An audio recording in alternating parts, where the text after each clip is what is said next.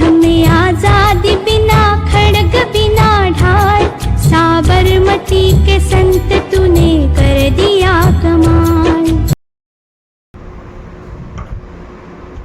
दे दी हमें आज़ादी बिना खड़क बिना ढाल, साबरमती के संत तूने कर दिया कमाल।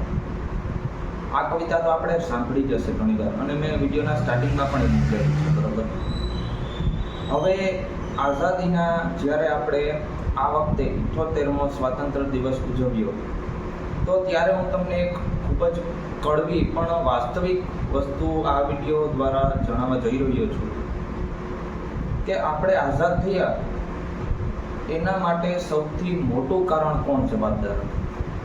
આપણે બધાને ખ્યાલ છે અંગ્રેજો સામે યુદ્ધ ટૂંકમાં જે લડત થઈ આપણી, તો સ્વાતંત્ર્ય સેનાનીઓ ક્રાંતિકારીઓએ ખૂબ જ મોટો ફાળો હતો, પણ ક્રાંતિકારીઓમાં પણ સૌથી વધારે ફાળો કોનો હતો? આમાંથી 80 થી 90% વ્યક્તિ એમ કહેશે કે ગાંધીજી. પણ હું આજે તમને એવી વાસ્તવિકતા કહેવા જઈ રહ્યો છું કે જે સાંભળી અને થોડુંક તમારા મનમાં પણ તમને પણ દુઃખ થશે કે ભાઈ આપણે આવા દેશના નાગરિક છે કે જે પોતાને આઝાદ કરાવવાવાળા જે વ્યક્તિઓ છે એના ઉપર એવડો બધો અન્યાય થઈ શકે છે.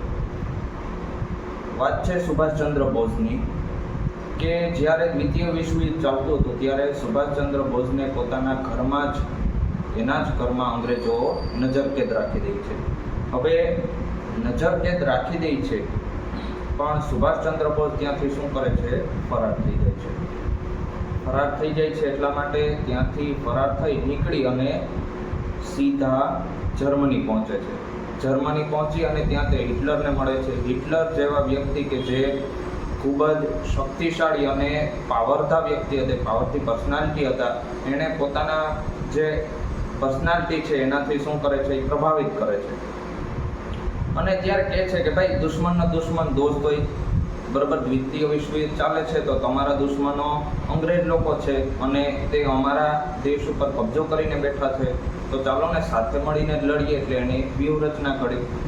હવે હિટલરે ત્યારે જણાવે છે કે ભાઈ તમે જાપાન સાથે મળી અને એક સેના તૈયાર કરો, બરાબર. એટલે સુભાષચંદ્ર બોઝ જાપાન આવે છે. જાપાનથી તે આઝાદ હિંદ ફૌજની રચના કરે છે. એણે વિચારી લીધું હતું કે ભાઈ અંગ્રેજો છે એ લાતોના ભૂત છે, એ સત્યાગ્રહથી જશે નહીં અને અનશનથી જશે નહીં. એટલા માટે તેણે આઝાદ હિંદ ફૌજની 70,000ની સેના તૈયાર કરી હતી ઓક્ટોબર 1943. હવે 70,000ની સેના તૈયાર કરી. થોડીક જર્મનીની સેનાએ એને સાથ આપ્યો, થોડોક જાપાનની સેનાએ સાથ આપ્યો. તો બર્માથી લઈ અત્યારનો જે મ્યાનમાર દેશ છે ત્યાંથી લઈ અને તે શું કરે છે? હુમલો કરે છે. હવે અટેક કરે છે એટલે ખૂબ જ વધારે પ્રમાણમાં જે રંગૂન ને એ જે વિસ્તાર હતા મોટા પાયે તે કબજે કરી લે છે. ત્યાં ભારતની સરકાર પણ સ્થાપી દઈ છે. હવે સરકાર સ્થાપી દીધી પણ બનવા જોગ એવું બને છે કે ભાઈ આપણા પણ થોડા કિસ્મત ખરાબ હશે કે ખરાબ વાતાવરણના લીધે અને દ્વિતીય વિશ્વયુદ્ધમાં જર્મની, ઇટલી, જાપાનની હારના થવાના લીધે ભારતની જે આઝાદ હિંદ ફૌજ છે એ પણ શું થાય છે? હારી જાય છે. વિચાર કરો, 70,000ની સેના એને ભેગી કરી લીધી હતી. આ કોઈ નાનો આંકડો નથી. અને એમાં પણ યુદ્ધમાં શહીદ થનાર જે જવાનો હતા એનો આંકડો તો 26,000. અને પછી આપણે બોલીએ કે ભાઈ દેદી હમે આઝાદી બિના ખડક બિના ઢાલ, સાબરમતી કે સંત તુને કર દિયા કમાલ. કેટલી હૃદય વ્યાજબી છે. એ બધું તો ઠીક, ચાલો યુદ્ધ પૂરું થઈ ગયું. પછી શું થયું કે ભાઈ આ વસ્તુની ઇફેક્ટ અસર છે એ નૌસેનાના જે સૈનિકો હતા, બરાબર, ભારતના જે બ્રિટિશ અંડરના જે નૌસેનાના સૈનિકો હતા એના માઇન્ડમાં ખૂબ જ મોટી અસર થઈ છે. થલસેનાના માઇન્ડમાં પણ અસર થઈ છે, જવાનોના માઇન્ડમાં, અને વાયુસેનાના જવાનોના માઇન્ડમાં પણ અસર થઈ છે. અને એ લોકો વિચારે છે કે ભાઈ આપણા દેશમાં કબજો કરીને બેઠેલા એટલા ટાઈમથી આ જે અંગ્રેજો છે તો આપણે એનો પ્રતિકાર કરવો જોઈએ ને. એટલા માટે પછી ભારતની જે સેના છે તેને શું કરે છે? અંગ્રેજોનો બહિષ્કાર કરે છે કે ભાઈ તમે અમારા દેશમાં જોઈએ જ નહીં, એટલા ટાઈમથી તો તમે શું કરો છો? અમારું માત્ર શોષણ કરી રહ્યા છો.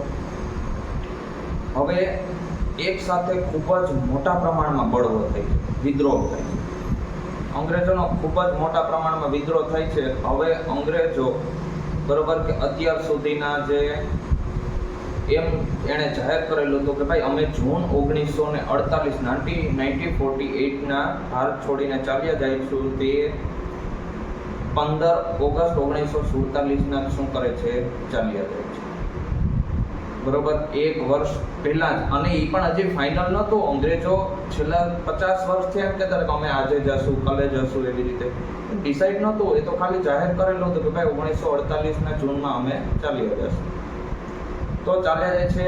હવે ખરી વાસ્તવિકતા અને ખરી જે આપણે દુઃખી કરે એવી ઘટના એવી બને છે કે ભાઈ આપણે પાઠ્યપુસ્તકોમાં એવું કહેવામાં આવે છે કે સુભાષચંદ્ર બોઝની મૃત્યુ પ્લેન દુર્ઘટનામાં થઈ.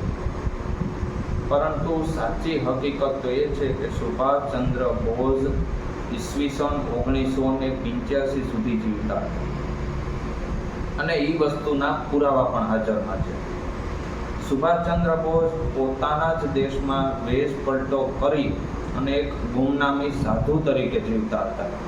જે વ્યક્તિએ પોતાના દેશ માટે કલેક્ટર જેવી ICS, બરાબર, ઇન્ડિયન સિવિલ સર્વિસીસને ત્યારે પરીક્ષા આવતી, ટોપ લેવલની પરીક્ષા, ટોપ લેવલની જોબ મળતી, જોબ ઠુકરાવી અને જે વ્યક્તિ દેશની સેવા કરે એ વ્યક્તિને પોતાના દેશમાં વેશ પલટો કરીને રહેવાનો વારો આવે છે. અને એના માટે જવાબદાર બીજા કોઈ નથી, અંગ્રેજો નથી, આપણું જ સિસ્ટમ જવાબદાર હતું. ત્યારના જે કોંગ્રેસ સરકાર હતી એને અને સુભાષચંદ્રને મતભેદ હતા. એટલી હદે મતભેદ હતા કે સુભાષચંદ્ર બોઝની કોઈ પણ માહિતી એણે રહેવા દીધી ન હતી. ભારતના ઇતિહાસમાંથી સુભાષચંદ્ર બોઝે જેટલું પ્રદાન કરેલું હતું, ટૂંકમાં એ બધા જ રેકોર્ડ્સ એણે નષ્ટ કરી નાખ્યા. અને સુભાષચંદ્ર બોઝ એક સારા લીડર હતા એ વસ્તુ એ જોઈ શકતા નહોતા.